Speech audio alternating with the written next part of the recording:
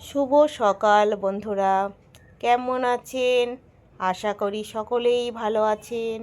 নতুন একটা দিনে নতুন একটা ব্লগ নিয়ে আপনাদের সামনে হাজির হয়েছি। আপনারা জানেনই আজকে আমি নতুন কি ভিডিও নিয়ে এসেছি। আজকে হলো সরস্বতী পুজো। সবাইকে জানাই সরস্বতী পুজোর অনেক অনেক অভিনন্দন ও ভালোবাসা। এই যে দেখুন, আজকে সরস্বতী পুজো, সেই প্রস্তুতিই চলছে।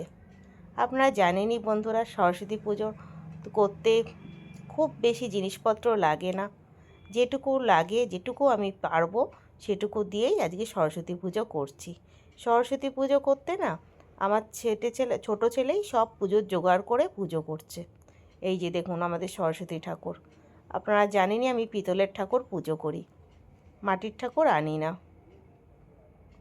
এই যে সরস্বতীকে সাজিয়েছে, আর বইপত্র, গিটার সমস্ত কিছু দিয়েছে। আর এই যে এটা হলো যজ্ঞকুণ্ড, ও সাজিয়ে গুছিয়ে রেখেছে। পুজোর জোগাড় ও সমস্তটা নিজের হাতে করছে। আমি যেটুকু পারবো সেটুকুই ওকে সাহায্য করব। আজকে আমার শরীরটা খুব একটা ভালো নেই, ওই জন্য খুব বেশি আমি করে দিতে পারিনি। ঠাকুরকে তো ভোগ দিতেই হয়, যেহেতু আমাদের ব্রাহ্মণ বাড়ি, যে কোনো পুজোয় ঠাকুরকে ভোগ দিতে হয়। এবার ভোগের জন্য তো আমি বেশি কিছু করতে পারবো না। ও সকালবেলা উঠে যেটুকু পেরেছে করে দেখেছে। ও করেছে হলো এই যে পুজোর জোগাড় করছে, দেখুন ফল টল কেটে সমস্ত কিছু দিয়ে পুজো করবে। এই যে ফল কাটছে, আর ও ফল কেটেছে, আর ওইখানে নাড়ু আর সন্দেশ, নারকেলের সন্দেশ বানিয়েছে, আর বানিয়েছে পায়েস। এই আজকেও বানিয়েছে। আর এইখানে পঞ্চদেবতা, নবগ্রহ, তাদেরকে সাজিয়ে ভোগ দিচ্ছে। পঞ্চদেবতা নবগ্রহকে যে কোনো পুজোয় তো ভোগ দিতেই হয় সাজিয়ে, এই জন্য এই চাল দিয়ে, আতপ চাল ভিজিয়ে এইভাবে সাজাচ্ছে। আর একটা সরস্বতী নৈবেদ্য যাবে, সেই নৈবেদ্যটাও সাজাবে। আর বাকি ফল মিষ্টি আমি কিনে নিয়ে এসেছি। এই যে কাজু কাটছে, পায়েস বানিয়েছে, পায়েসের মধ্যে কাজু দেয়নি, ও পরে ওপর থেকে সাজানোর জন্য সুন্দর করে সাজিয়ে গুছিয়ে দেয় ঠাকুরকে ভোগ। যাই হোক, ও পুজোর জোগাড় করুক, ফল টলগুলো কাটুক, আমি যাব রান্নাঘরে। ভাবছি একটুখানি ঠাকুরকে তো ভোগ দিতে হয়, ওই জন্য ভাবছি আজকে এক পাকে খিচুড়ি বানিয়ে দেবো। এক পাকে খিচুড়ি বানিয়ে দেবো। খিচুড়ির সঙ্গে দিতে হয় ভাজা, 5 রকম ভাজা দিতে হয়, কিন্তু আজকে আমার ভাজা করার ক্ষমতা নেই বলে তাই ভাবছি ফুলকপি আলু দিয়ে একবারে ঠাকুরকে ভোগ দিয়ে দেবো। যেহেতু শরীরটা খুব একটা ভালো না, আর ভোগ যেহেতু করতেই হবে, ওই জন্য এইভাবেই ভোগ করব। ঠিক আছে, ও সাজাক, ফল টলগুলো দিয়ে সাজাক, তারপরে ভোগটা রান্না করে নিয়ে আসি, তারপরে আপনাদের দেখাচ্ছি। চলে এসেছি রান্নাঘরে, কড়াইতে তেল গরম বসিয়ে দিয়েছি, আর এখানে কিছু বেসিক মশলা দিয়ে মশলা করে নিয়ে এসেছি। মশলা বলতে এখানে আছে জিরে, আদা, কাঁচা লঙ্কা, ধনে, তারপরে টমেটো, হলুদ, লবণ, অল্প জল দিয়ে সমস্ত কিছু পেস্ট করে নিয়েছি। আর এখানে ফুলকপি আর আলু বড় বড় করে কেটে নিয়েছি। আর এখানে জিরে, তেজপাতা, শুকনো লঙ্কা দিয়ে রেখেছি। তেলটা গরম হয়ে গেছে, এখানে আমি সর্ষের তেল দিয়ে বানাচ্ছি। ভোগ তো ঘি দিয়ে বানায়, কিন্তু এখন তো আর ঘি দিয়ে কেউ খায় না, ওই জন্য আজকে আমি সর্ষের তেল দিয়েই ভোগ বানাবো। নামানোর আগে একটু ঘি আর গরম মশলা ছড়িয়ে দেবো। এই যে তেলটা গরম হয়ে গেছে, তেলের মধ্যে দিলাম ফোড়নটা, জিরে, তেজপাতা, শুকনো লঙ্কা, একটু ভাজা ভাজা করে নেব। ভাজা ভাজা করার পরে আলু আর ফুলকপিগুলো দিয়ে দেবো। ফুলকপিগুলো না বন্ধুরা একটু বড় করে কেটেছি, কেন জানেন? যাতে চাল ডালটা যখন দেবো না, একসঙ্গে চাল ডালটা দিলে খিচুড়িটা একদম ঘেটে যাবে। ওই একটু বড় বড় করে কাটলে কি হয়, কপিগুলোও গোটা পাওয়া যায়, আলুটাও গোটা পাওয়া যায়, তাতে দেখতেও ভালো লাগে, আর খেতে তো অবশ্যই ভালো লাগবে। ঠাকুরকে ভোগ দেওয়ার আগে তো খাওয়ার কথা বলা উচিত না। যাই হোক, এই যে বড় বড় করে এই জন্য কেটে নিয়েছি। এবার কপি আলুটাও একটু ভাজা ভাজা করে নেব, আলাদা করে লাল লাল করে একটু ভেজে নেব। এই যে ভাজা হয়ে গেছে, ততক্ষণে যতক্ষণ ভাজা হচ্ছিল আমি কি একটু চাল ডালগুলো ধুয়ে নিয়ে এসেছি।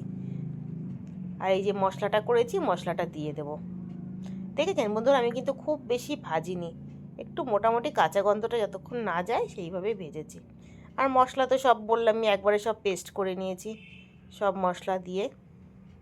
আর এই যে চাল ডালগুলো ধুয়ে ভিজিয়ে রেখেছি, এই যে দেখুন, মুগ ডাল আর গোবিন্দভোগ চাল আর বা আতপ চাল, এই দিয়েই তো খিচুড়ি হয় ঠাকুরের ভোগে। ধুয়ে একটু ভিজিয়ে রেখেছি। আর ডালটার আমি ভাজিনি, কাঁচা মুগ ডাল আছে এটা।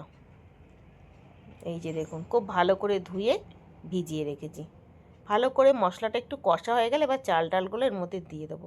যেহেতু আমি ডালটা চালটা ভাজিনি, এই জন্য একবারে খিচুড়ি যখন মশলাটা কষবো তখনই এর সঙ্গে দিয়ে একবারে কষে নেব। এইভাবে এক পাকে খিচুড়ি আমাদের ভোগে রান্না হয়, কিন্তু ভোগে তো এইভাবে এক পাকে খিচুড়ি বানাই। যাই হোক, দেখতে থাকুন বন্ধুরা, ভিডিওটা কেমন লাগছে অবশ্যই কমেন্ট করবেন। ভালো লাগলে লাইক করবেন, সাবস্ক্রাইব করবেন, প্রচুর পরিমাণে শেয়ার করবেন। আর কে কোথা থেকে দেখছেন অবশ্যই আমাকে কমেন্ট করে জানাবেন। ঠিক আছে বন্ধুরা, বাকি ভিডিওটা পরে দেখাচ্ছি।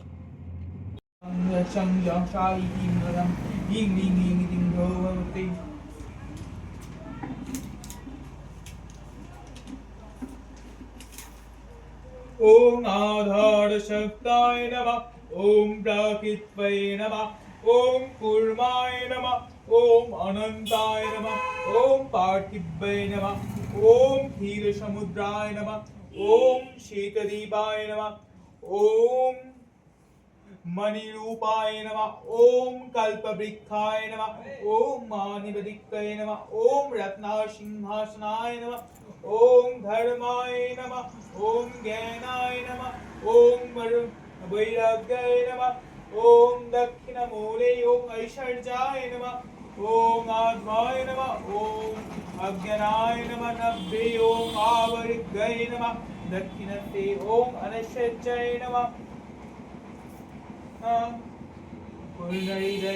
ओम अनंताय नमः। ओम पद्माय नमः। ओम अकरमंडलाय दालचिक्कणे नमः। ओम रूम समराज्ञं श्वर्षकल्पे नमः। ओम मम वर्णमंडलं दशकल्पितं नमः। ओम संसत्वाय नमः। ओम रजसे नमः। ओम तमसे नमः। ओम अनंताय नमः। ओम अंतरंताय नमः। पंग परमात्माय नमः। ह्रीं ज्ञानात्माय नमः। ओम माधवाय नमः। ओम प्रज्ञाय नमः। ओम तत्वाय नमः। ओम विद्वाय नमः। ओम श्रियाय नमः। ओम धैताय नमः। ओम विद्वाय नमः। ओम बुद्धाय नमः। ओम विद्वस्वै नमः। ओम वर्णकमलासनाय नमः।